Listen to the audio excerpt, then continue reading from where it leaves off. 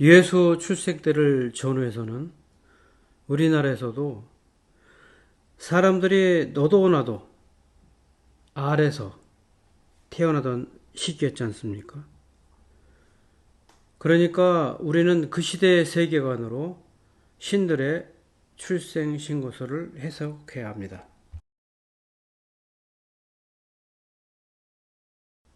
AD 57년에 삼국시대에 망라했던 신라가 건국되었음을 머릿속에 그려보시면서 예수가 신의 아들인가 아닌가를 생각해 보기로 합시다.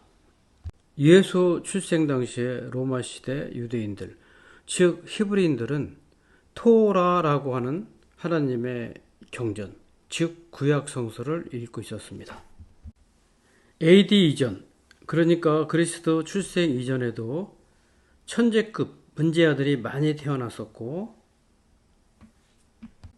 그들은 이미 신에 대해서, 과학에 대해서, 그리고 정치, 사회, 문화 전반에 대해서 심도 깊은 연구를 했었습니다.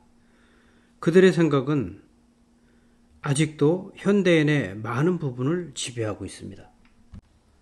히브리인들의 율법서인 토라는 기원전 1312년부터 기원전 700년경에 통합되기 일어났는데, 신약 성서는 예수 부활 이후 약 100년 정도 걸쳐서 완성되었습니다.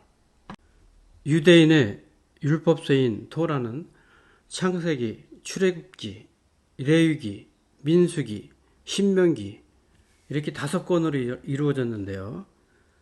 인류의 기원을 에덴 동산에 두고 있으며 목축업을 하는 아브라함, 이삭, 야곱, 이스마엘에 대해서 언급하고 있습니다. 그들은 지금의 이라크 땅에서 살고 있었는데요. 이스마엘은 무하마드의 조상이고 이삭과 야곱은 예수의 조상이죠.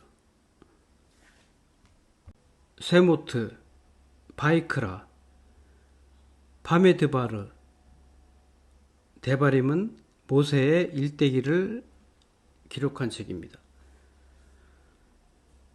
이 토라는 이스라엘 민족이 신이 약속한 땅인 가나안에 입성하는 것으로 끝을 맺습니다. 즉 구약 성서는 신의 약속의 책입니다.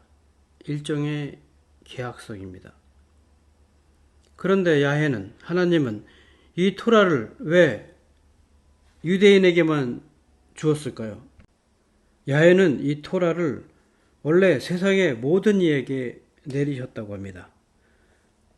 그런데 이스라엘 민족만이 이를 받아들였다고 합니다. 지도자인 모세가 이를 완성했는데요. 이슬람교에서는 이 토라를 인정합니다. 그러나 수세기 동안 서기들에 의해서 옮겨지는 과정에 오염되었다고 해서 그 내용 자체를 전부 인정하지는 않습니다. 현대에 이르러서도 이 토라는 30만 4,805자에 이르는 히브리어로 적고요. 두루마리에 일일이 손으로 옮겨 적는 전통에 따라서 신실한 신앙심과 엄격한 의식, 그리고 글씨도 잘 써야 한다고 합니다. 이러한 엄격한 서체와 규칙에 따라서 토라 한 권을 완성하는데 18개월 정도 걸린다고 하는데요. 만약 실수가 생기면 그 문서는 무효로 처리되어서 폐기해 버린다고 합니다. 유대인들은 토라 한 권을 소장하는 것이 하나의 의무라고 합니다. 한편 신약 성서는 27권으로 이루어져 있는데요. 100년 동안에 걸쳐서 만들어졌다고 이미 말씀드렸습니다. 결국 하나님은 인간과 새로운 약속을 하는데 100년의 시간을 걸려서 계약서를 쓴 것이 됩니다. 이 신약 성서는 예수님의 전기를 다룬 복음서와 제자들의 행적을 다룬 사도행전, 역사 기록서죠. 그 다음에 사도 바울의 서신서, 그 다음에 일종의 묵시록인 요한계시록으로 이루어져 있습니다. 예수님의 정기서인 마태, 마가, 누가, 요한복음은 최초로 베드로의 통역관인 마가가 저술하였다고 합니다. 이 마가복음을 토대로 예수님의 제자인 마태가 저술한 것이 마태복음이고요. 그 제자들과 친밀하게 지냈던 또 다른 사람 누가가 저술한 것이 누가복음입니다. 그래서 이 세 가지 책은 그 내용이 비슷비슷한데 일정한 사안, 일정한 것들은 약간 상이한 내용을 담고 있습니다. 그리고 예수에 대한 또 다른 버전인 요한복음은 요한이 기술한 것으로 알려져 있습니다. 제자들의 행적을 적은 사도행전은 예수의 동생인 야고보와 유다가 적은 책도 있습니다. 하나님의 약속의 책인 구약 성서와 신약 성서의 가장 큰 공통점은 무엇일까요? 그것은 이웃을 자신과 같이 사랑하라입니다. 어쨌거나 예수님이나 시다르타는 사실 없는 자들의 신앙이었습니다. 그러나 이슬람의 무하마드는 오늘날로 보면 벤츠 타는 구도자였습니다. 무하마드가 살던 그 당시 메카는 상업과 과학이 발달된 지역이었습니다.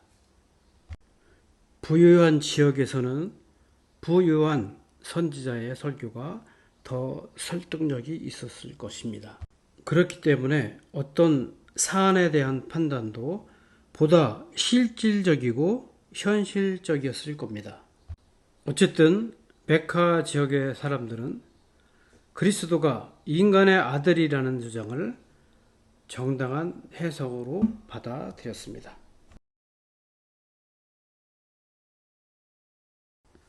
어쨌거나 모든 종교는 자기 논리, 자기 시선으로서만 사물을 본다는 것을 이해하고 넘어갔으면 합니다.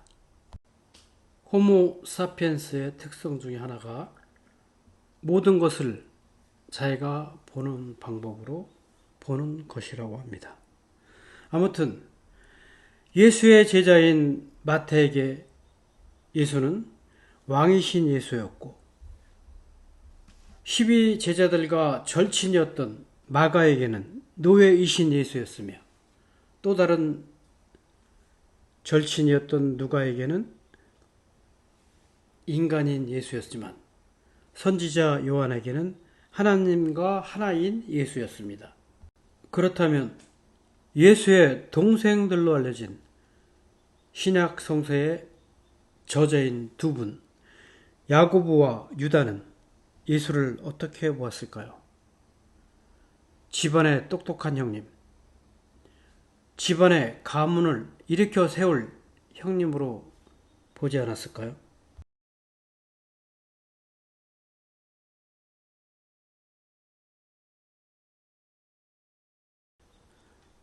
예수님의 12 제자들 중에서 으뜸이라고 불리우던 반석이며 주춧돌이라고 불리우던 베드로에 의해서 초기 교회가 세워집니다. 그러니까 로마 교회의 제1대 교황은 베드로인 것입니다. 그러다가 325년 로마에서 니케아 공의회라는 것이 소집됩니다. 공의회라는 것은 일종의 헌법재판소와 같은 것으로서 전 세계 카톨릭 교구 지도자나 유임자나 아니면 신학자들이 모여서 합법적으로 교회와 교회의 신조와 원칙에 관한 문제를 의논하고 정의하고 결정하는 회의체라고 보면 됩니다. 이 회의는 그리스도는 신의 아들이라고 주장하는 아타나시노스 파의 주장과 인간의 아들이라고 주장하는 네스토리우파의 주장에 대해서 결론을 내리기 위한 회의였습니다. 여기서 이렇게 결론 지어집니다. 성부인 하나님과 성자인 예수는 동질적이다. 그것은 유일신을 믿었던 기독교인들에게 신의 모양은 둘인데 여전히 우리의 신은 하나라는 것을 확정짓기 위한 것이었습니다. 그러니까 저 태양에서 빛이 반사되는 것처럼 하나님은 태양이며 그 빛은 예수라고 이해하시면 됩니다. 그러니까 빛나는 태양이나 그 태양의 빛이나 이치적으로는 같은 것이 됩니다. 그러므로 그리스도는 아들임과 동시에 하나님 자신인 것입니다. 그렇다면 삼위일체 중 다른 하나인 성령은 어디서 온 것일까요? 현재 기독교인들의 신앙의 대상은 성부, 성자, 성령인데 성령은 니케아 의회 이후인 382년 콘스탄티노플 공의회에서 추가되었습니다. 그래서 제가 제1장에서 신도들의 필요에 따라서 신의 정체성이 확립된다고 말씀드린 겁니다. 니케아 회의에서 신의 아들이라고 주장했던 네스토리우파는 431년 에페소스 공의회에서 이단으로 낙인찍히고 동로마 지역으로 쫓겨납니다. 그들은 더 동쪽인 페르시아 지역을 거쳐 당나라에까지 갑니다. 그것이 우리가 아는 경교이고 놀랍게도 이 경교는 발해까지 전파되어 발해의 부처님 목에도 십자가 목걸이가 걸쳐져 있습니다. 더군다나 이 경교는 신라에까지 전파되어 신라의 유적에 돌 십자가가 출토되기도 합니다. 신앙의 힘은, 믿음의 힘은 참으로 대단한 듯합니다. 인류가 먼 훗날 우주인과 만난다면 그들도 아마 찬송가를 부르지 않을까 생각합니다. 신이라는 것은 제1장에서 말씀드렸듯이 질흑의 어둠에서 번개와 같은 빛으로 오는 것입니다. 그러므로 인간의 이성으로 해결하고 단정 지을 수 없는 그 무엇이 있습니다. 인간의 생각 그 이상의 차원이라고 생각합니다.